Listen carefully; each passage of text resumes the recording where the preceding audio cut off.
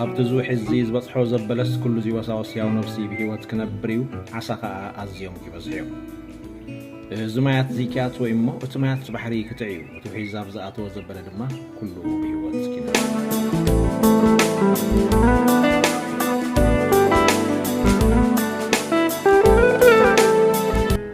إزي كابتن فلخاوي يغلبت دق سمايز فنو مانا تصبحاتي علامة زعيوزي نعمل حزبك حزبي المدداو نقول لسب كريستوس ملو يركا مؤمن أكال كريستوس مهنات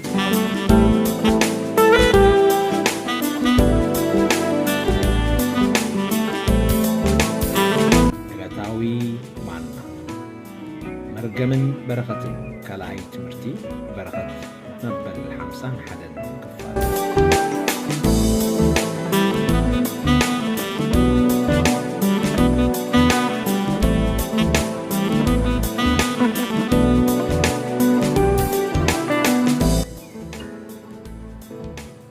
مزمور داويت معراف 33 ودا 10 زيابهير زأملخو هزبي اتي نرستو زحاريو هزبي بتسوئي آمين سادساي تمرتي منيو اتي بروح اتابرخت منيا وي توم بروحات زبهالو انمن يوم كابز بين تمرتنا زي سادساي تمرتنا ملاش نايز حساب زدما ابو سادساي تمرت زي كريينا زي سادساي كفال تمرتنا بروح زبهال اتي رست املاح زخونه حزبي يو زبي سبحاتنا املاح يكون بروخ زبهال جنزب زلو بجنزب زحب تمه أيكونن بروخ زبهال لأم طبعي زلو هدو تحوت بزح زي الزارب سب نسي كونن بروخ زبهال سبات بروخ زبلو مس حسابهم كسعة تقادوه تزبلو كسعة سمعهم ليخمو حراي سلزبلهم تراي سبات اكلا بروخيو لؤميو زبلو سبالو من البات حدا غزي ازي بروخن لؤمن زبلو سب انصار حسابهم وي مس حسابهم زي قادو وي ناي غزا رؤسو حساب كم زلو زغلص حساب رؤسو حيزو قلقل كلو مليسوم نز بروخ زبلو سب درق حسوم ترير ويون كالن عوز مسألة زرباكبو ويكال زي لمود دارجا كله وان ان ريون ان سمعون تريي تمال بروخ التبع لسب لومي حساب رؤسو خمزلو فقاد كمزلو زقل تصلو حسابو سلا زقربه وينت زقربكم له حساب عيفالن نعايزر دانس ازيو انا زخيد كا بزي يلو حسابون فقادون سلا ذهبه نقاط ترير زي سمع زي الززن كالكم زعمسلو قالاتن كنسلمو كابي مسيو تمال بروخ نيرون تخوينو لو مخميل حسب كوين رايو بسبب زمص حساب بسبب يوسد اتلومي سبات زنقدو سب صباح دما بسبب يزلف اذا مالت اتي قدم اتوابه معقني كانوا عين برن مالتي أمرنا حسابنا إذا فلتت زلزلة مدو دما أبزز دلنا يا ساعات كم نفاس النكاير النفسانا أكايدنا زكاير سلزغونه أبت منفساو علمون أملاخ زبارخنا سباتنا زيابهير يبارخكا كبل صنيحو ملحسنا أبقلهم موت دما مرقم اللني مرقم اللكا الزبلو قالات كده قما يصقمني مخنياتو أبت نباراو علم كل اوان لمادنا نابز دلنا نفس مرقص الو زخونه هيوت سلازلونا مصحف قدس ግን አይኮሙኒ حساب እግዚአብሔር ግን አይኮሙኒ አብኡ ይብለና መጽሐፍ ቅዱስ ለውጢ ወይስ መመለላስ ጽላሎት የልቦን ክብርና አምላክም ኩሉ ጽብቁ ህበትን ሙሉ ህበትን ካብ ላዕሊ ካብ ትለውጢ ወይስ ምምላስ ጽላሎት ዘይብሉ አቦ ብርሃናት ይዝወርድ ይብለና መጽሐፍ ቅዱስ እዚ ማለት ኣብ እግዚአብሔር ከም ጽላል ሓንሳብ ዝሓጽር ሓንሳብ ዝነውሕ ወይ ድማ ዝቀያየር ባህሪ የለን ኣብ ካልእ ስፍራ ድማ ንጽውዕኡን ምሕራዩን ኣይጠዓሰሉን እዩ ዝብሉ ብዛዕባ እግዚአብሔር ጽንዓት ኣምላኽ ሓቅነት ቃሉ ዘይለዋወጥ ኣምላኽ ምዃኑ ዝነግሩና ማልያ ዘይብሎም ጽሑፋት ኣብ ቃል እግዚአብሔር ምስክር ኮይኖም ደው ኢሎም ደመና ምስክር ኮይኖም ክዛረቡን ሰምዖም ኣምላኽ ከይሕሱ ይብል ድማ ብሉይ ኪዳን ሰብ ኣይኮነን ከይጠዓስ ከዓ ወዲ ሰብ ኣይኮነን ንሱ ዝበሎስ ኣይገብሮን ዶ እተዛረቦስ ኣይፍጽሞን ዶ ይብለና እምበኣር ብሩኽ ሓወይ ንስኽ ድማ ብርኽት ሓብተይ ንስኻትኩም ህዝቢ እግዚአብሔር ብሩኻት ህዝቢ ስምዑኒ እግዚአብሔር ባሪኹ እዩ ይበና መጽሐፍ ቅዱስ ኣምላኽ ባሪኹ ስለ ዝኾነ ወይ ድማ ምሩቕ ስለ ዝኾነ ምሩቕ ድማ ክኸውን ይብለና ቃል ኣምላኽ ሓንሳ ምሩቕ እንተደኣይሉ እግዚአብሔር ንዘለዓለም ወይ ንኹሉ እዋን ምሩቕ እዩ ንምርቑ ኣይጠዓሰሉን እዩ ነዚ ብዙሕ መርትዖታት ከነቕርብ ዝከኣል እዩ ምስ ዘለና ግዜ ግና ገለ ጥራይ ኣፍእም ኣቢለልኩም ክኸይድ ኣብርሃም ንኣብነት እግዚአብሔር ክጽውዖን ከሎ ካብ ኡር ናይ ከለዳውያን ውፃእ ምስ በሎ ናብታ ኣነ ዘርኤካ ምድሪ ድማ ክትጓዓዝ ኢኻ ኢሉ ምስ ሓበሮ እግዚአብሔር 7 በረኸታት ኪዳን ንኣብርሃም ከም ዝሃቦ ዘፍጥረት ምዕራፍ 12 መጽሓፍ ቅዱስ ምንባብ ይከኣል ፍቕዲ 1-2 ድሕሪ እዛ ግዜ እዚኣ ነዊሕ ዓመታት ምስ እግዚአብሔር እናተመላለሰን ከሎ ኣብ ዝኸዶ ዝነበረ ግዜያትን መገድታት ጎደናታት ህይወት ኣብርሃም ጉድለት ኣይረኣየን ማለት ግን ኣይኮነን ኣብ ገለ ገጻት ህይወት ምጥርጣር ኣብ ገለ ገጻት ህይወት ዘይምእማን ኣብ ገለ ገጻት ህይወት ድማ ክንዲ ሓሳብ ኣምላኽ ሓሳብ በዓልቲ ቤቱ ሰሚዑ እቲ እግዚአብሔር ዝበሎ ተስፋ ሓዲጉ ተወላዊሉ ካልእ መገዲ በዓላዊ መገዲ ሰብኣዊ መገዲ ምስ ሰበይቱ ተዛሪቡ ብዝገብርዎ ብምህዞ ርእሶም ናብ ኣጋር ብምእታው ኣብቲ ገዛ ተፈጥረ ገልጠምጠም እተው ውፃእ ዝብሉ ላዕልን ታሕትን ህይወት እዚ ኩሉ ኣጋጢምዎ እዩ ግና እግዚአብሔር ሓንሳ ምስ መረቆ ንምርቃኡ ብምኽንያት ላዕልን ታሕትን ገልታዕታዕ ህይወት ኣብርሃም ኣይመለሶ ንተስፋኡ ኣይዓፀፎን እቲ ክበካ ኢሉ ዘተስፈዎ ውላድ ኣይመለሶን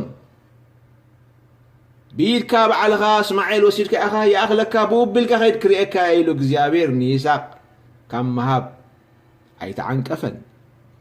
ስብሓት ንኣምላኽ ይኹን ስለዚ እግዚአብሔር እዩ ኣነ ንስኻትኩምን ብንብሎ ቃላት ኣነ ንስኻትኩምን ብንገብሮ ግብርታት ኣነ ንስኻትኩምን ብንኸዶ መገዲ ኣነ ንስኻትኩምን ብንሓልፎ ክብለጠቕ ህይወት ኩሉ ምሳና ክብለጠቕ ዝብል ኣምላኽ ኣይኮነን ምሳና ናብ ዝደለናዮ ከም ንነፍስ ከምኡ ከዓ ናብ የማን ፀጋም ዝነፍስ ኣምላኽ ኣይኮነን እግዚአብሔር ስብሓት ንዘላለም ንስሙ ይኹን ስለዚ እምበር ናብቲ ሒዝናያ ዘለና ነጥቢ ክንምለስ መን እዩ ብሩኽ እቲ ርስተ ኣምላኽ ዝኾነ ህዝቢ ኣብ መዝሙር ከም ዝነበብናዮ እንታይ እዩ ዝብል ዘሎ እግዚአብሔር ዘኣምላኹ እቲ ንርስቱ ዝሓረዮ ህዝቢ ብፁእ እዩ ስለዚ ነቶም መርገም ኣለና ኢልኩም እትስከፉ ኣሕዋተይን ኣሓተይን ክውከሰኩም ፍቐድለይ መባእታዊ ዝኾኑ ሕቶየ ከቕርበልኩም ግን ተመሊስና ክንሪኦን ክንእመነሉን ስለ ዝግባአና ጥራይ ስምዑኒ ካብዛ ጥቕስ እዚኣ ጥራሕ ክልተ ሓሳባት ከቕርበልኩም ብክልተ ሓሳባት ክብድሃኩም እግዚአብሔር ዘኣምላኹ ህዝቢ ይብል ስለ ዘሎ ከም ህዝቢ ብክርስቶስ ኢየሱስ ከም ዝደሓነ ህዝቢ ማሕበር ኣምላኽ ኤክሌስያ ተባሂሉ ከም ዝፅዋዕ ህዝቢ ሓደ ከምቲ ህዝቢ ኮንካ ንርእስኻ መልስ እግዚአብሔር ኣምላኽካ ዶ እዩ ወይስ ኣይፋሉን እግዚአብሔር ኣምላኽኩም ድዩ ከም ህዝቢ እግዚአብሔር ኣምላኽካ ድዩ ከም ውልቂ ከም ሓደ ሰብ ካልኣይ ነዚ ምላሽ ሃበኒ ናብ ካልኣይ ክሓልፍ ሕራይ ቶም ትምልሽለይ ዘለኹም እግዚአብሔር ይባረኽኩም እወ እግዚአብሔር ኣምላኽ እዩ ዝበልኩም እግዚአብሔር ይባረኽኩም ናብ ካልኣይ ብድሆ أبتخلأي نتبي كابزات أسخي وصانا أتي نرستو زحاري هزبي بصؤيو يبلالو نسخا رست أملاخ مخانكا تفلت دو إيخا وي أملاخ رستو خدكونو كم زحاريكا رقص أنيا دو إيخا وي تفلت دو إيخا كالاي بدو بغن عنا ملشو لي زيدا عنتا يالو فلت اندي عيت بولو وحتىكم ابدهاكم سلازلخو ملاشكم تصبلخو تباركو እግዚአብሔር ይባረክኩም መልስኩም ረየየለኹ እግዚአብሔር ይባረክኩም እወ ኢልኩም አለኹም ግርም ባራብ ዚአደው ንበል መስአለ ቂቡ አብታ መጠረሽታ መእሰር ሐሳብ ገይርዋ ዘሎ ከምርስተ አምላኽ እግዚአብሔር አምላኹ ከም ዝኾነ ህዝቢ ተአሚንኩም እንተ ዳኾንኩም አብታ መጠረሽታ ቀድሚ 4 ነጥቢ እንታይ እዩ አቅሚጥ ዘሎ ቃል እግዚአብሔር ብፁዕ እዩ መን እቲ እግዚአብሔር ዝ አምላኹ ህዝቢ ብፁዕ እዩ መን እቲ አምላኽ ርስተይ ክትኮነኒ ኢሉ ዝሓረዮ ህዝቢ ብፁዕ እዩ ይብላሎ ግርም ቃል ንቃሉ ዝቃል ሓቂ እዩ ዶ ትብሉ እወ እቲ እግዚአብሔር ዝ አምላኹ ህዝብስ ብፁዕ እዩ ኢልኩም ተአምኑ ዶ እወ እቲ አምላኽ ንርስቱ ክኾኖ ዝሓረዮ ህዝብሲ ተራ ህዝቢ ሓረየን ርስተይ ዝበሎ እግዚአብሔር ርስተ አምላኽ ካብ ኮነስ ብፁዕ እዩ ኢልኩም ተአምኑ ዶ ቃል ንቃሉ ከም ዘለዎ ትጽሑፍ ግርም እግዚአብሔር ይባረክኩም ያቀንየለይ ስለምላሽኩም ናብ ካልኣይ ሓሳብ ክንሰግር ኢና ኣብዛ ቀዳመይቲ ሓሳብ ተሰማሚዕና እንተዳ ኮይና ነዛ ቀዳመይቲ ሓሳብ ዘለዓልኩዎን ክልተ ነጥቢ እወን ኣሜንን ኢልኩም ተቐቢልኩሞ እንትኾንኩም ከም ካልኣይ ሓሳብ ወይ ከም ተደራበ ሓሳብ ድማ እዚ ህዝቢ እዚ ከም ዘለዎ ትጽሑፍ ጥራይ ኣምላኽ እግዚአብሔር ኣምላኹ ካብ ኮነ እዚ ህዝቢ እዚ ናይ ኣምላኽ ርስቲ ወይ ከዓ ርስቲ ኣምላኽ ካብ ኮነ ርስቲ ኣምላኽ ሲ ብፁዕ እዩ ኢልኩም ኣሚንኩም ኣለኹም ተሰማሚዕና ኣለና በዚ ሓሳብ እዚ ግርም ካልኣይ ጥቕሲ ካብ መጽሓፍ ቅዱስ ክውስኸኩም እሞ ድሕሪኡ ንክልቲኡ ጠሚረ ናብ ሓደ ካልእ ሓሳብ ሒዘኩም ክኸይድ እታ ካልኣይቲ ነባ ክፍሊ መጽሓፍ ቅዱስ ዘዳግም 32 ዘሎ ፍቕዲ 9 ዘሎ ጥቕሲ እዩ ዘዳግም 32 ፍቕዲ 9 አቡ ድማ ቃል እግዚአብሔር ከምዚ ይብል ግደ እግዚአብሔር ህዝቡ እዩ እሞ ያዕቆብ ድማ ክፍሊ ርስቱ መን ግደ እግዚአብሔር ህዝቡ እዩ ብጽሒት እግዚአብሔር ህዝቡ እዩ እጃም እግዚአብሔር ህዝቡ እዩ ግደ ብጽሒት እጃም ወሲኹም ካልበሎ እዚ ማለት ሓንቲ ሕምባሻብ ቅድሜና ነቕርብ በብስልማታ ተቆሪፃ ስሉስ ኩርናዕ ዘሎ ቅርፂ ሒዛ ኣብቲ መቐመጢ ኣብ መብልዕ ቁርስላ እዛ ሕምባሻ ተቆራሪሳ ኣብ ሓደ ስላም ነቶም ተቐማጦ ትዕደል ኩሎም እንታይ ሒዞም ኣለው ተዓደሎም ሕምባሻ ገግዲኦም ሒዞም ንብሎም ገግዲኦም ሓንቲ ስላም ንተስፋይ ካልኣይቲ ስላም ንልማዝ ሳልሰይቲ ስላም ንሰብለ ራብዓይቲ ስላም ንነጃት ሓምሰይቲ ስላም ንተወልደ ሳድሰይቲ ስላም ከዓ ንዳንኤል سسمكم أتول كلكم انت حيسكم اللهم قديكم أجامكم ببتصحيتكم سلازي تحم باشا حيسكم ما زلهم سلستخرنا حنت سلام حم باشا السا قديا تولو بتصحيتيا نعايز بصحاتني نعايز توهبتني اجامي ايا تولو مصحف قدس دما قد እግዚአብሔር ሲ ህዝቡ እዩ ይብላል ንህዝቡ ግደዩ ናተዩ ይልዎ ስለዚህ ናትካ ግዴኻ ርስትን ዳቦኻ ሪምካ ንማንም ሓሊፍካ ይትህቦን ኢኻ እዚ ቃል እዚ ንጹር ድዩ ግዴኹም ካብ እንዳቦኹም ተመቀልኩም ርስቲ ኣቦኹ መቀል ከሎ ኣብቲ ራበሎ ዘሎ ሓደ ቢላ ንኣኻ እንተዳኢሉካ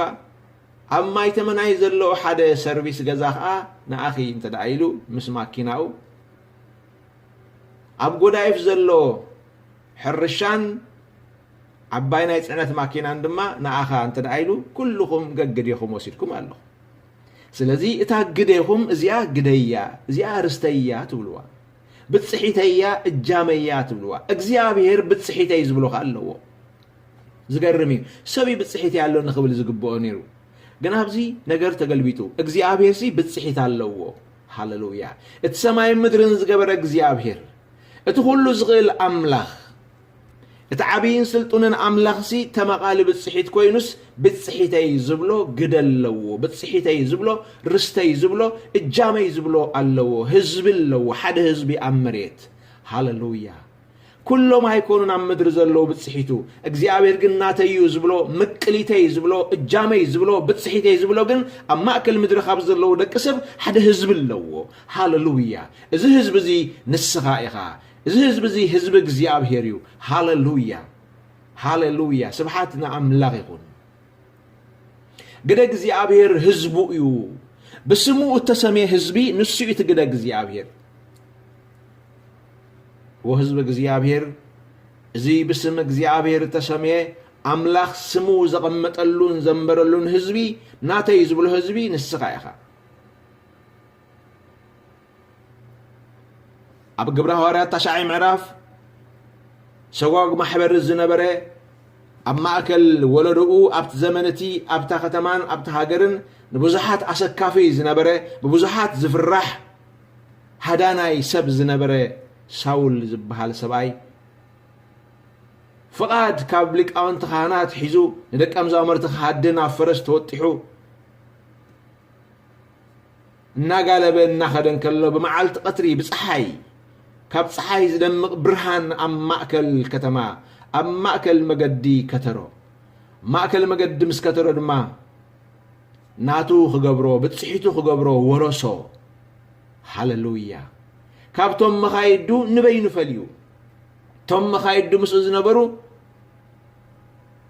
እቲ ዝኸውን ዘሎ ነገር እንታይ ምዃኑ ከይተረድኦም ንበይኑ ብዝርድኦ መንገድን ቋንቋን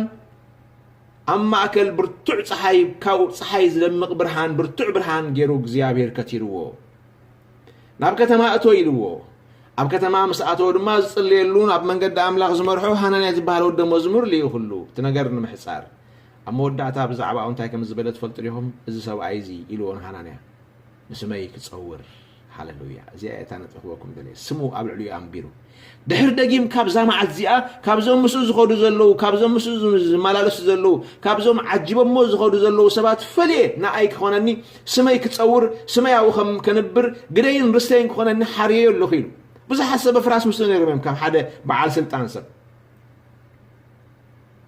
ብዙሓት ዓጀብቲ ምስኡ ነይሮም እዮም ቶም ዓጀብቲ እግዚአብሔር ኣይፀውዖምን ካብ ማእኸሎም ፈልዩ ግና ንሳውል ጳውሎስ ኢሉ ፀዊዕዎ ድሕርታ መዓልቲ እዚኣ እዚ ሰብ እዚ ሃዳናይን ኣንጻር ኣምላኽን ሰዋግ ማሕበርን እናኾነ ዝኸይድ ዝነበረ ግደ እግዚአብሔር ርስቲ ኣምላኽ ኮይኑ ኣምላኽ ስሙ ኣብ ልዕሊኡ ኣንቢሩ ኣብ ልዕሊ ሳውል ስም እግዚአብሔር ተቐሚጡ ስብሓት ንኣምላኽ ይኹን ንስመይ ክፀውር ንዓይ ሕሩይ ኣቕሓ እዩ ኢልዎ ሃሌሉያ ህዝቢ እግዚአብሔር ንስኻ ስም ኣምላኽ ኣብ ልዕሊኻ ተቐመጠልካ ስም እግዚአብሔር ክፀውር ኣብ ኩሉ ስፍራ ስሙ ሒዝካ ክትመላለስ እግዚአብሔር ካብ ማእኸል መዛኑኻ ካብ ማእኸል እንዳቦኻ ካብ ማእኸል መታዓቢትኻ ካብ ማእኸል መረባኻ ፈልዩ ዝፀውዓካ ሓደ ህዝቢ ኢኻ ሃሌሉያ ካብ ዳቦይ ንዓይ ፀውዕኒ ካብ መታዓቢተይ ካብ መዛኖይ ካብ ዘመነይ እግዚአብሔር ኣብ ማእኸል መታዓቢተይን ብፆተይን ካብታ ዝዓበ ኩላን ተወለት ኩላን ምድሪ ንዓይ ንበይነይ ካብ ሰፈረይ ካብ ከባቢይ ፀውዕኒ ንኣኻ ፀዊዑካ ንኣኺ ፀዊዑኪ ስብሓት ንዘለዓለም ንስሙ ይኹን እንታይ ንክትኮኑ ፀዊዕኩም ርስቱ ክትኮኑ ኣቱም ሰባት ርስቱ ክትኮኑ እግዚአብሔር ይሓሪ እዩ ኣብ መንጎ ህዝበይን ኣብ መንጎ ህዝብኻን ምፍልላይ ክገብረ ደረት ክገብረ ኢልዎ ንፈርዖን ገለ ክፋል ህዝብኻ እዩ ገለ ክፋል ድማ ካብ ዝሒዝካያን ዓምጢርካያን ጎቢእካዮን ዘለኻ ህዝቢ ገንዘበይ እዩ ንብረተዩ ከገልግለኒ ይኺድ ሕደጎ ኢሉ እግዚአብሔር ምስ ፈርዖን ክዛተን ክማጎትን ከሎ መጉይቱ ድማ መወዳእታ ብደም ክስዕር ከሎ ትርእይዎ ክብሪ ንኣምላኽ ይኹን ካብ ማእኸል እቲ ህዝቢ ንዓመታት እኳ ባርያ ኮይኑ ነበር ተነበረ እቲ ህዝቢ ግዜ ስለ ዝሓለፈ ንገዛእ ርእሱ ብምግዜ ብምሕላፍን ብምናሕ መዓልታትን ኣላሚድዎ ናይ ፈርዖን ከም ዝኾነ ናይ ግብፂ ከም ዝኾነ ክሳዕ ክቆፅር ዝኽእል እቲ ህዝቢ ርዒሙ እኳ ተነበረ እግዚአብሔር ግን ኣይፋሊሉ بأبراهام ببو أبيل تصوعكوا برغز زنبر كله بروخ خون تصوع حزب الأنبر باريك خون تصوع كقفع تصوع حزب سلا زي كونه حزبي يخيد حدقو يقلقلني حدقو كدفون حزبي لغزيابير تماغيتو فرون يا مسبله أمونغو حزبين أمونغو حزب خان بار مفلاي قبرين نابل غزيابير بعسرت عبيت تأمرات بمأخل قبص حليفو أمود أتار ما أمالخت قبص واقعو بدم حزب خان مأخل قبصي فليو غزيعو تيو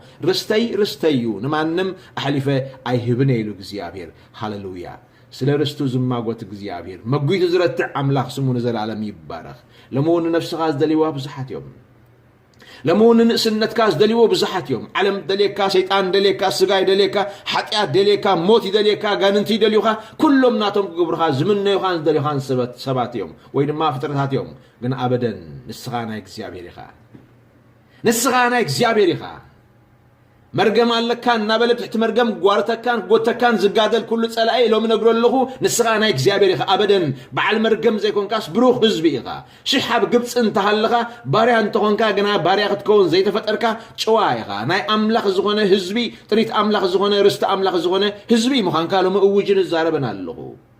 بافكا بيلو باريا انت بلكا بافكا بيلو مرقم لني ناي ندبي ناي ندب حقوي ناي عليتي انابلكا بونا تامن كان مرقم كغوتكا زمن صلاي ملحس كان امرخان زلامد صلاي ايفال ناي اغزيابير حزب زي ابلالخو إذا حزب زي اغزيابير كغلغل تصوع بروح حزب دا انبر مرقم زلو حزبي ايكونن كم مرقم بدم كمتين اسرائيل بدم تشايطوم كاب غبصي كبارنت كومر ماناخا كاب مرقم حقن صنعتون كاب حيل غاننتن كاب صلماتن كاب سيولن كاب موتن كاب جهنمن كاب زعلم زيان املاخ بموت ودو يسوع كريستوس اتشايطكا ناي املاخ نحوارو تكون تعدكا عدوق حزبيخا هاللويا أملاخ حزبك بالكلو حزبك زيابير مخانو كزاربو لا زلاخهم موسين آرون نيروم لمدما الزارب الله أملاخ ناي نابخا حزب أملاخ مخان كان ناي زيابير نك زيابير كتكوم كم مخان كا ليخوني الزاربك الله نسخا ناي زيابير يخا أنا لوخ أملاخي تاملاخ قبل بين منفسين افين زنبرو حقي بمزراب دما نهزو غزيابير كبارنتن كابت صلاين اغاننتن زمني وتمنيتن نصا خوص ازاربالخو نسخا ناي غزيابير يخا غده غزيابير يخا حزبي غزيابير يخا سبحاتنا املاخ يكون غده غزيابير حزبو ايو هاللويا يعقوب دما كفلو رستيو يعقوب نمنتاي يعقوب نمنتاي أبراهام زي بله نمنتاي إسحاق زي بله أبراهام إسحاق نسجرون يعقوب تقيسو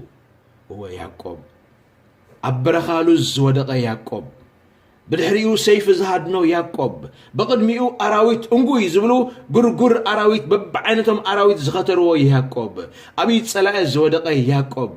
موت امبر بزخون يخون معكاني دحر دقيم وي دحر زاليت زياد دحر زاد سلام زيا زرق برهان تصفان هيوتن الله تباهيلك حسب زي كال هموت زاتوه اب كميز امسل عبي صلمات زودق يعقوب اما اكل صلمات تگن كاب سماينا مدري مسال لزرق حز ورد እግዚአብሔር يعقوب ገንዘብ ይሉ كابتم تماغوتي كابتم كبلعو حرقمتي كابتم كوحطو كتحرو زغادو لزنبر كلهم صلاتو منزعو ناي مصات خلو زرعي እግዚአብሔር يعقوب ገንዘበዩ ክፍለ ደስተዩ ክብል ተማጉይትሉ ሃሌሉያ ተጸላም ለይቲ እግዚአብሔር ብርሃን ኮይኑ ባተ ገሊጹ ንምንታይ ንርስቱ ናተይ ክብሎኒ ያዕቆብ ደስተይ ክብሎ بالحسيف قدم اما اخلت سيف زهاد نوز نبر ليتي እግዚአብሔር بخبرو تغليصو ابرس يعقوب متيو كمتي نبخا نيساب كمتي نبخا غها نبرهام ناتيخم زبلكم نسخاون ناتيخا نمنتاين يعقوب متالليو ادشنحي صنحيتيا نحوس لذتالله نهو مستاي وردلو مرغم يسعبلو زبلو كلمن ابرس زملالس حسابن كفرس እግዚአብሔር مرغم يبلكان مستاي يبلكان مقطعتي كونن زغزيزي اب صلمات ودي كازلخا اب طعسا اب غوهي اب رأس نقفا اتيو صلايكم تركان كچبطكان غوغيكان اكو انتفتنن اسخاغن رستيخا كبلو እግዚአብሔር مصيو هاليلويا يغرمكم معاس حلنو تراي كوينون يعقوب زخصو نيرو معاس شيطان تراي خصو نيرو مسلكم أنا نسخاتكم كأمبر كل أنا مدرخ دويلنا كان مجزيابير قيمنا وانجيل كان سبخ قالوا خفيتنا سبختي ممهاران زمرتي صليتي نياقوب نقيفنايو انتهلنا نقيفنايو متاللي ترجم شمو متاللي يلنايو نحو أتاللو يلنايو من يهم يلنا وإذا أنتي ترتلالو مصحف قدوس قال እግዚአብሔር ዝብሉ አይሳሉን የሆኑ አይፋልን መጽሐፍ ቅዱስ አይበሉን ቃል እግዚአብሔር አይበሉን መጽሐፍ ቅዱስኩም ብጽቡቅ ጠሚትኩም ዓይንትኩም ከፊትኩም ልብኩም አውዲኩም ንበብዎ አይበለን መጽሐፍ ቅዱስ ያዕቆብ በዓል ኪዳን ውሉድ ኪዳን ተዘይነብር ነይሩ ያዕቆብ ጠባሪ መታለሊ ዓማጺ ነይሩ ኢድ ሸናሒት ትበጽሖላ ኢልና ከምን ንብሎ ኣምላኽ ከምኡ ኢሉ ተዝኸውን ነይሩ በዛ ለይቲ እቲኣ ናብ ያዕቆብ ኣይመፀን ክፍሊ ርስተ እዩ ድማ ኣይምበሎን ምክንያቱ ጠባሪ ርስቲ የብሉን እግዚኣብሔር ምክንያቱ ሰራቅ ርስቲ የብሉን እግዚኣብሔር ዓማጺ ርስቲ የብሉን እግዚኣብሔር እግዚኣብሔር ቅዱስ እዩ ኣብ ወገን ዓመፅቲ ምስ ዓመፅቲ ኮይኑ ዓመፃኦም ከዊሉ كم زي قبر جيرو شفينو مسؤوم زنبر يكونن عمص سبات ارحقو حطيا سبات اليو نحط انا صديقو نورقات ادنسيو نرسعات ذكرو جن املخم يخون سبحات نزل عالم نسم يخون ስለዚህ ብዙሓት ሰበኽቲ ብዙሓት መማራን ብዙሓት ዘመርቲ ብዙሓት ጸለይቲ አበይት እግዚአብሔር ያዕቆብ በዘይ ስሙ ከጸልሞ ኸሉ እሶም ወገን ኤሳው ወጊኖም ኤሳው ዝበሉ ቃለም ዘዳምቁ ዘለው ነገር ግን ኤሳው ምላሽ ተዋይቦይ من دايو نسخا كي مصخا خلخا طعم بالعي اقربو زمجبن مو انا زمرقكو مسبله يساق مرق دما كخوني له هاللويا بينا مقدنا بينا ابو قريب مرقا وسيدو نعو بمتقاس ابل علي اتذهبوا مرقا مملاس وي معصاف وي متعس زي راي ابو مرق دما كخوني له اتمرقي مرق كخوني له كابصنعه كم نبي كم عافق زيابير كوينو التمرق مرق خوني كابله انا نسخانت مرق كنكون نوين خلنا حساب زيابير زيو حساب سيطان كن كل وان نغرت مالنا العلي قدلتنا العلي نقفاتات ان اكبه بو ابيلكان دحريت كتملس زغوتت مغتاتي جمد يزلو سيطان لما نسبات بنايت مال نغرو ما يتنببوهم لو من سبات الساعتكم تفلطوا بزغونه دهم امرو زفلطوا بدهم اتحاسبا ايتمزنوا نقدميت قصكم رايو املاح زريو رايو حساب እግዚአብሔር رايو ات እግዚአብሔር زمرقو مصحف قدوس مرق كخون يلو بقى 4 نتبي امين دوخ سمعكم مسقال እግዚአብሔር ينعنا مع زغبانا مصحف قدوس زبلو سمعوا ابزر فتره 27 فقد عسران شعاتن هزبتات يجزوخا هزبتات دما يسجدولكا ويتا احواتكا كون دقنوخا دما يسجدولكا زرغمكا رغم زمرقكا دما مرق يكون إلو مرقو من يسا نمن يعقوب نتسبختي متالل زبلو ኤሳዋውያን ኮይኖም ወገን ኤሳው ወጊኖም ከም ኤሳው ምስ ኤሳው ኮይኖም ዝነቅፍዎን ዝሓሚዎን ያዕቆብ መጽሐፍ ቅዱስ ግና አፍቲ ነቢይ ኮይኑ ዝዛረብ ዘሎ አብኡ ግና ዝምርቀካ ምሩቅ ዝረግመካ ርጉም ይኹን ይልዎ ስለዚ ያዕቆብ አይትርገምዎ ስዕብ ነገር ሳዕቤን ስለዘሎ ንዓኻትኩም ዝረግመኩም ርጉም ዝምርቀኩም ድማ ምሩቅ ክኸውን ተመረቅኩም ሰባት ኢኹም ዘፍጥረት 27 እዩ أبو أبت معراف 27 فقد 33 دما شعو يساق أزيو برتع سنباد سنباد مو يبل اتي هادينوس هدون زمص علي أنا خا غنا نسخا كي مصاخا كاب كل بليعي زمرق ودا منيو ملكت حتى مرق دما كيخونيو هاللويا نتي طباريو كلتا غزي طبيروني إلو زستمهارنا زمهارنا ويا أفنانا بحسابنا قال زقمته نئساو ملاش توهيبو السخا طباريو تبلو لها السخا متالليو تبلو لها شمو متالل مالتيو طبار مالتي لك تبلو لها إساو بزمصو زربا إساو انت يمو قبل كابز حليفو كانيو كويو قوي كوي كابز حليفون وموتون سيف سحيلو كوي كقتلوا كوتا زناديني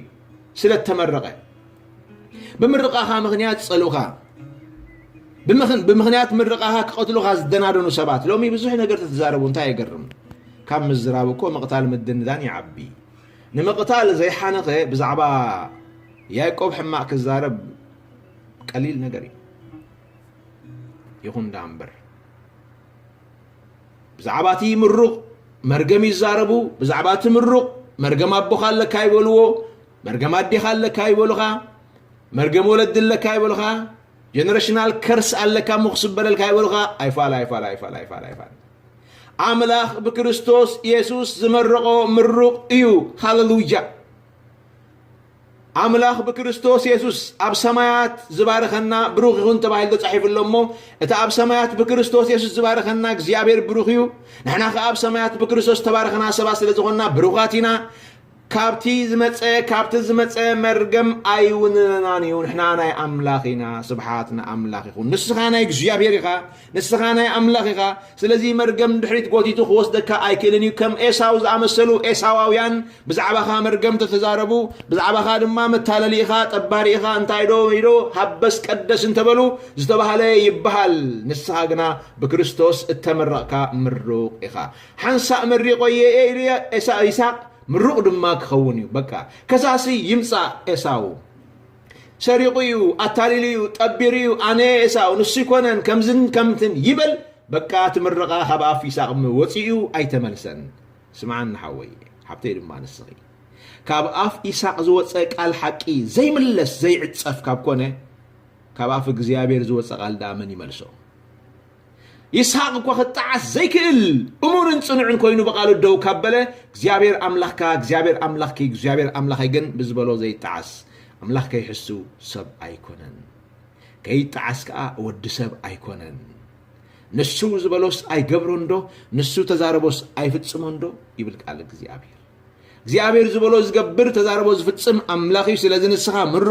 ምሩቕ ድማ ክትከውን ኢኻ ንኹሉ እዋን مرقها من زعون كترفون كم زلكا كم تلكا زبلوخا كم زيخا كم تيخا زبلوخا كلهم نقروا مال لخلومي ناخاون الزربكا لخو مرق دما كخون ايو هاللويا نسا مرقت دما خوينا ختنبريا سلازيو املاخ يعقوب سميوو ابراهام سجيرو اسحاق سجيرو بزعبا يعقوب تزاربه سمو تصوعه نزيو قد እግዚአብሔር ህዝብ ይልሲ ያዕቆብ ድማ ክፍል ርስቲ ብምባል ናይ ትርስቲ ጠቅላሊ መጽውዕ ሽም ያዕቆብ ገይሩ ጸውዑ ማእከላይ ናይ በረኸት ገይሩ ጸውዑ ስለዚ ያዕቆብ በዛ ቃል ዚያ ከዛረብ ከሎ ኣብ ዘፍጥረት 49 ካብ በረኸት ኣብ ሓጎታተይ በረኸት ኣቦኻ ይበልጽ ይበዝሕ ኢሎኒ ንዮሴፍ ክዛረብ ከሎ ካብ በረኸት ኣብ ሓጎታተይ ስለዚ ተዛዓዘዘ በረኸት ካብ ሓጎታቱ ነላዕሊ ኣመኒ ሓዲሩ ኣብቲ እተረግመ ወይ ድማ መታለዲ ጠባረ ተባለ ኣብ ያዕቆብ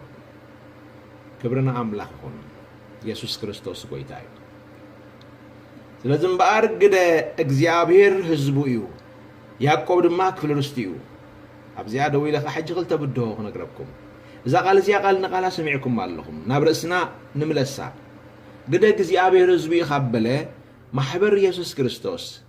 እዚ ኣብ ሓድሽ ኪዳን ዘሎ ህዝቢ እግዚአብሔር ንሱ ግደ እግዚአብሔር እዩ ኢልኩም ተኣምኑዶ ምእማንኩም የዝውከስ ዘለኹ ባዕላትኩም እምነትኩም ክትገልጹ ዘለኩም ስለዚ እወ ወይ ኣይፋል ንዓኻትኩም ይሕደግ ህዝቢ እግዚአብሔር ወይ ኤክሌሽያ ወይ ማሕበር ኢየሱስ ክርስቶስ ግደ እግዚአብሔር ያ ኢልኩም ተኣምኑዶ እታ ቀዳመይቲ ሕቶም ባር ካብዚያ ግደ እግዚአብሔር ህዝቡ እዩ ይብላሎ ብሉይ ኪዳን ኣብ ሓድሽ ኪዳን ከ ማሕበር ኢየሱስ ክርስቶስ ግደ እግዚአብሔር እጃም እግዚአብሔር ድያ ብጽሒት እግዚአብሔር ድያ እወ ዝብል ምላሽ ስረኺበ ኣለኹ እግዚአብሔር ይባርኽኩም ብውልቅኸ ንስኻ ግደ እግዚአብሔር ኢልካ ተኣምን ዶ ብሓፈሻ ማሕበር ኣምላኽ ግደ ኣምላኽ ያ ርስተ ኣምላኽ ያ ኢልና ኣለና ብውልቅኸ ንስኺ ኣነ እውን ብውልቀይ ግደ እግዚአብሔር እየ بولكي إجام እግዚአብሔር بتصحيت እግዚአብሔር إلك تأمن دو إلك تأمن دو እግዚአብሔር يبارككم سلام أمانكم تباركوا ያዕቆብ ድማ ክፍል ርስቱ ይብላሎም ባር ብውልቅራዩ ሕጂ እታ ያዕቆብ ትብል ዘላ ስምኩም ኣትውላ ኣነ ኢልኩም ስምኩም ኣትኹም ክፍል ርስተ ኣምላኽ እየ ካልእ ኣባይ ክርስተ ዝኽእል ርስተዩ ክብል ዝኽእል ሲ የሎን ኢልኩም ተኣምኑ ዶ ብልቢ ኣነ ክፍል ርስተ ኣምላኽ እየ ትብሉ ዶ ብድሆ ኣብዚ ክትቀል ተቐሊለ ሓደ ነገር ከኣስረልኩም ስለ ዘለኹ እየ ተባረኹ እምነትኩም እምበኣር እዚ ትብልዎ ዘለኹም ናይ ሓቂ እንተደኣ ኮይኑ ክፍል ርስተ ኣምላኽ እየ ከም ትቕድም ዝበልኩኹም ኣብ መሬታዊ ኣቦና ካብቲ ዘለዎ ሃብቲ ርስቲ ናትካይሉ ምስ መቐለና ይቕየር ብሽምና እዩ ዝቕየር ኣቦ ንደቁ ንኩሎም ረርስቶም ምስ መቐለ ይመውት እሞ በቲ ለበዋ መሰረት ረርስቶም ሽዑ ውርሲ ኢሎም ካብኡ ንድሓርታ ይገብሩ እቲ ዝወሰድዎ ሃብቲ ናይ ኣቦኦም ናብ ሽሞም ይቕየር ወነንቲ ንሳቶም ይኾኑ እቶም ወራሶ ማለት እዩ ግድህ ርስቲ እግዚኣብሔር እምበኣር ንስኻ ሃብኮንካ እግዚኣብሔር ኣባኻ ስሙ ኣቐሚጡሎ ኢለለኹ ቀዲመ ናይ እግዚኣብሔር ተባሂልካ ኣለኻ ኣብ ዘበን ብሉይ ኪዳን እቲ ካህን ናብ ቅድሚ እግዚኣብሔር ኣትዩ ክቐርብ ከገልግል ከሎ ሓደ ምልክት ነይርዎ ናብየ ክእትወኩም ካህን ቅድሚ ምዃኑ ተቐዳማይ ምልክቱ ብማይ ክሕፀብ ኣለዎ መጀመርያ ብዘይቲ ክቕባእ ኣሎ ብፍሉይ ቅዱይ ቅብኢ ክቕባእ ክኽእል ኣሎ ንእግዚኣብሔር ተባሂሉ መስዋዕቲ ቀሪቡሉ ኣብ ማእኸል ህዝቢ ክሽየም ክኽእል ኣሎ ድሕሪኡ ካህን ኮይኑ የገልግል ብልብሰ ክህነት ማለት እዩ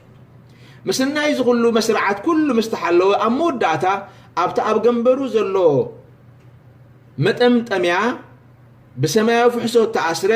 ብወርቂ እተሰርሐ ብሊቃ ምልክት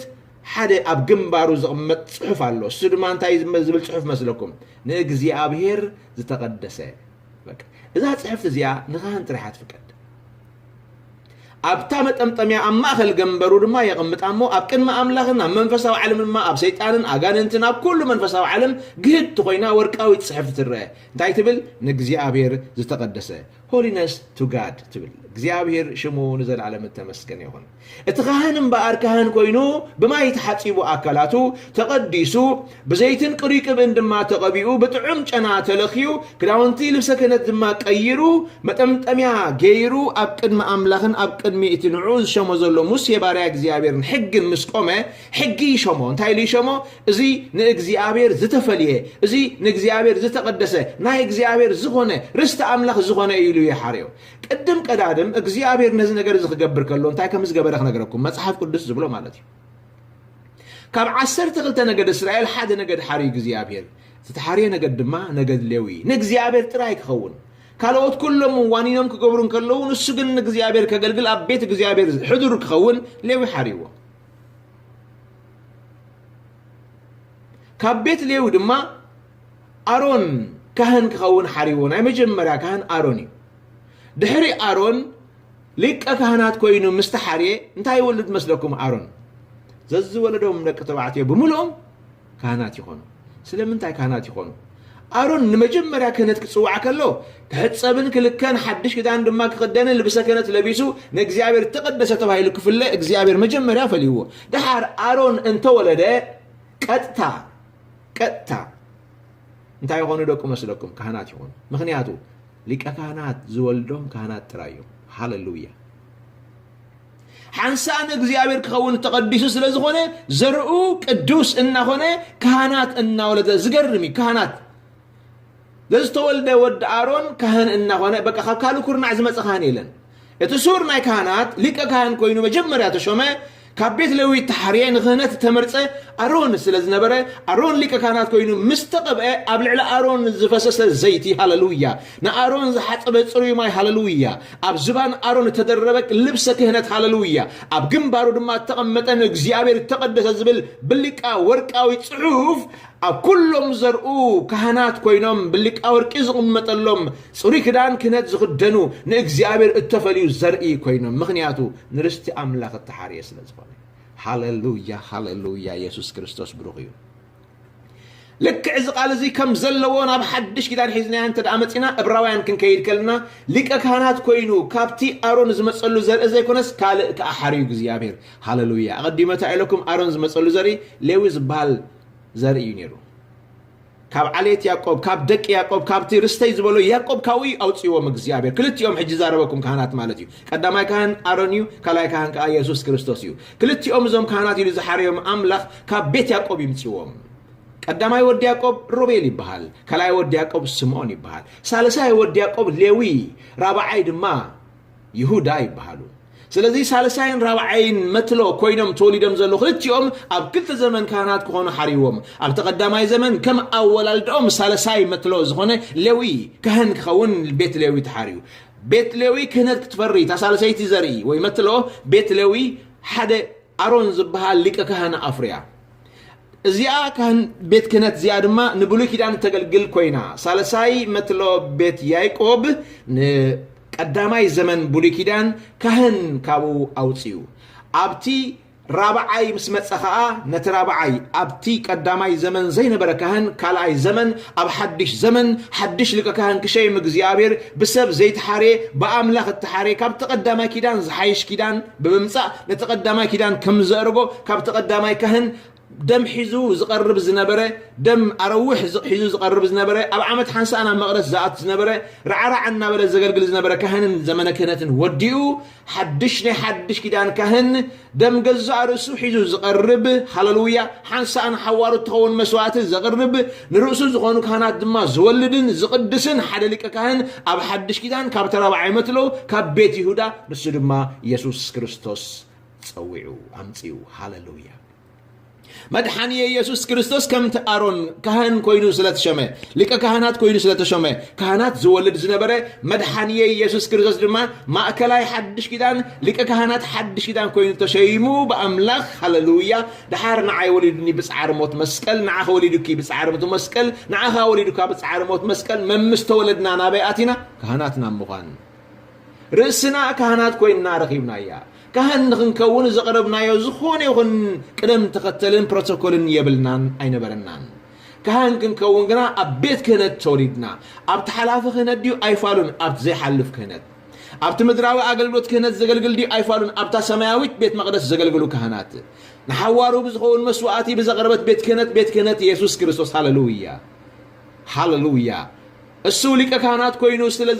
ስለተሸመ መድሓኒ ኢየሱስ ክርስቶስ ንኣይ ብዳግም ልደት ሓድሽ ፍጥረት ገይሩ ምስ ወለደኒ ካህን ናይ ምዃን መሰል ረኺበ ንስኻን ከዓ ከምኡ ረኺብኩም ሕጂ ትብድሆ ከምፃልኩም ቅድም ዘለዓልክዎ ተኣመንኩሞ ምእማን እሞ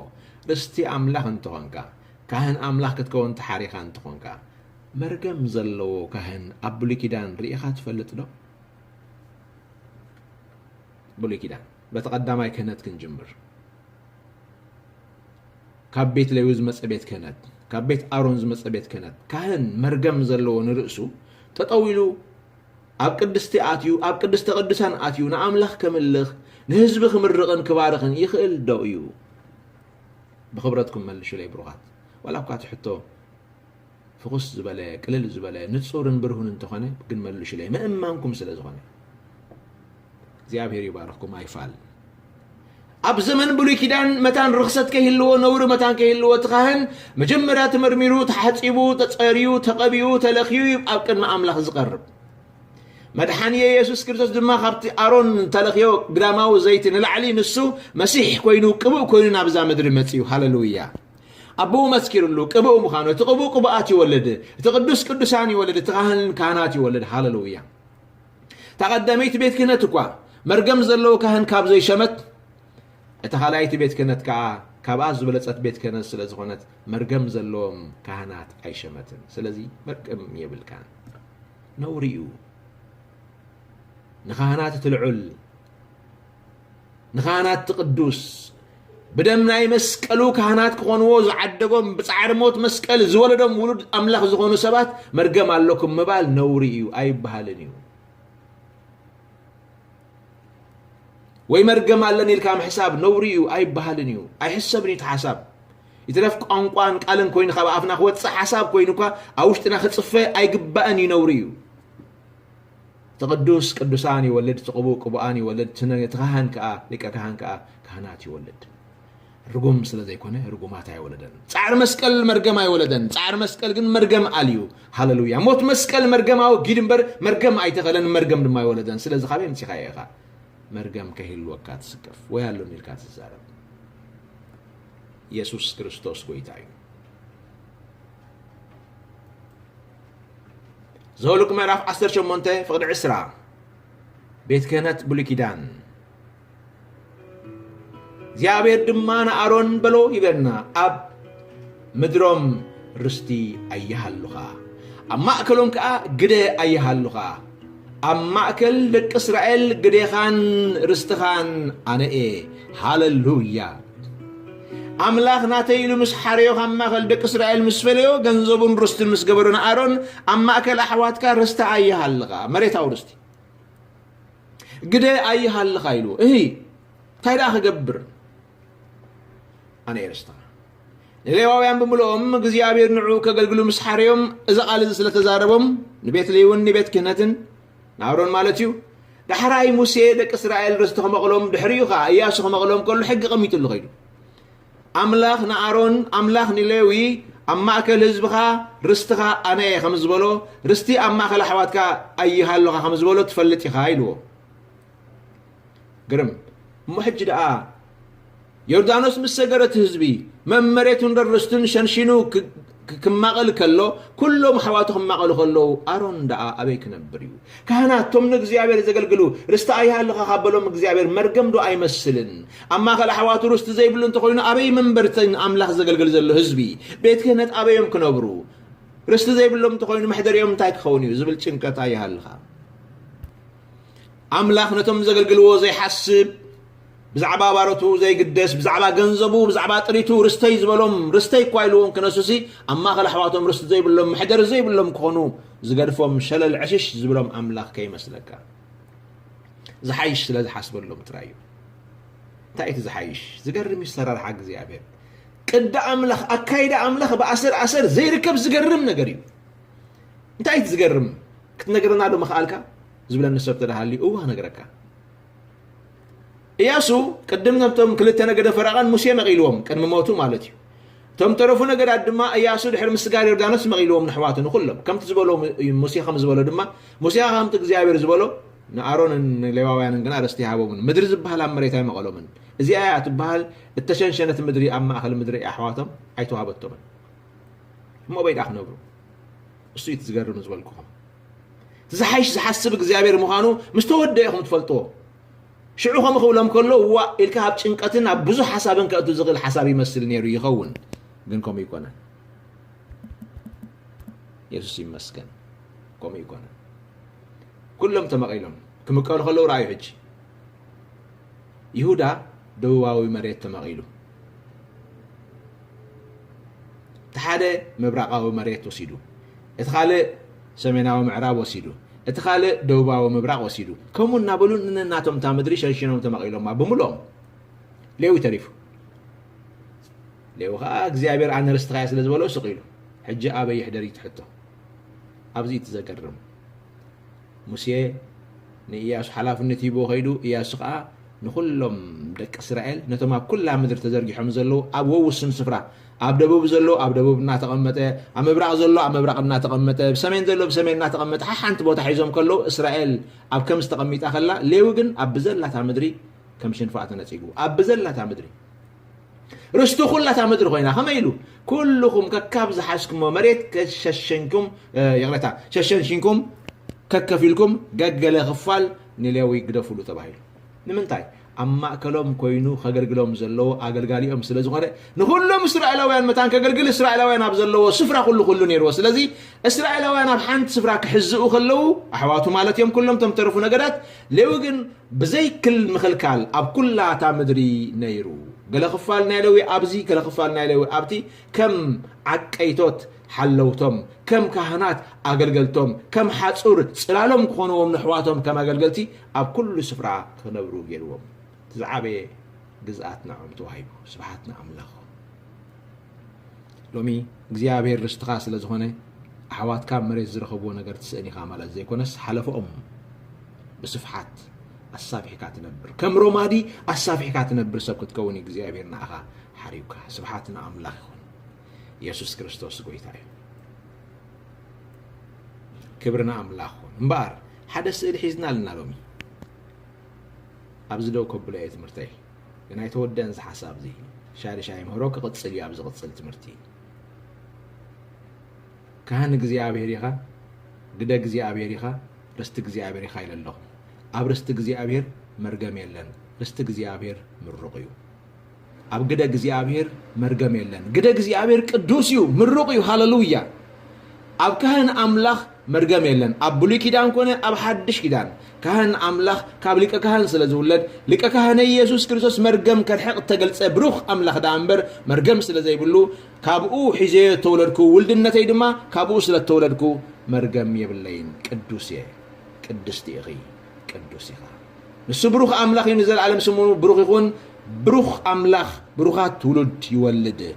بروخ لك كهن بروخات ولد يولد بركة زورسكا بركة تمقلكا كابت بركة زلوا بروخ أملاخ كابو بركة حسكا زمسخا أمبر مرجم حسكا مسخا أبونا ديون سعدا زغونو ولاد سلم كوين أي ولدني ويدما أبونا ديون أفريقيا زغونو سلم تولاد شاش زمسل سعدا ولود كوين أي ولدني أملاخي بروخ أملاخي سبحات نزل على نسمي يكون مدحاني يسوع كريستوس بروخ أملاخي أمين دخش معكم أبو مرجم سلزي اللي مدحاني بروخ مخانو مصحف قدسي مسكرلو باولوس بزعبو خزارب كله 50 له قداماي تيموثيوس معرف حدا فقد 10 حدا ازوني بال كم تناي حدريتو هبه وانجل نايتي بروخ أملاخ كبريو هاللويا وانجل نايمنيو نايت بروخ أملاخ كبري سلازن كريستوس انتايل ولو بروخ أملاخ كبري مار حسب مدحانينا يسوع كريستوس بروخ أملاخ كبري خاب كونه نحنا مرقم كابي كنوسدو نخيل أبتيتوس معرف كلته فقد 10 دما مصحف قدوس وسيخو خمزي بلنا اتبروخ تسفان نايت عزوز أملاخنا مدحانينا يسوع كريستوسن مقلات كبرينا تصبنا قفعي على موت منيت كحدنا زعلم زيا بتنقعن بصدقن بملخون كنبر يمهرنا له يبل او خجمر كلون تايلو بروخ تسفا مدحانينا يسوع كريستوس بروخ تسفا نايو مدحانينا يسوع كريستوس بروخ أملاخ كبريو سلازي نسخا دما داغم تولدكا كابز بروخ أملاخ كبري كابز بروخ تسفا ايو كابز بروخ تسفا نحد داغم تولدكا خونكا ابزرؤو ابؤو زيله نابخا نابزرؤو نابخا نابرستو كابي متيمو صعدا كم زولد سليم كم زولد قدوس يولد بروخ يولد بروخ مدحانيي صادق مدحانيي غويتاين أملاخين ناي بداغم بناي مسقل موت كاب ولدني ابت مسقل موغاد مرغم منبر مولاد مرغم سلازيله كابت مسقل كاب موتو انا بصدقي بقدسنا بفقاد እግዚአብሔር نزل عالم بخري فطرت كون تولدكو ولدي سلازي بروخ ولدي بروخ تولدي خي مرغم اباخي يلن سبحاتنا أملاخ يكون نزل عالم اسم قويتنا يسوع كريستوس يبارك نسخاتكم بروخاتكم هاليلويا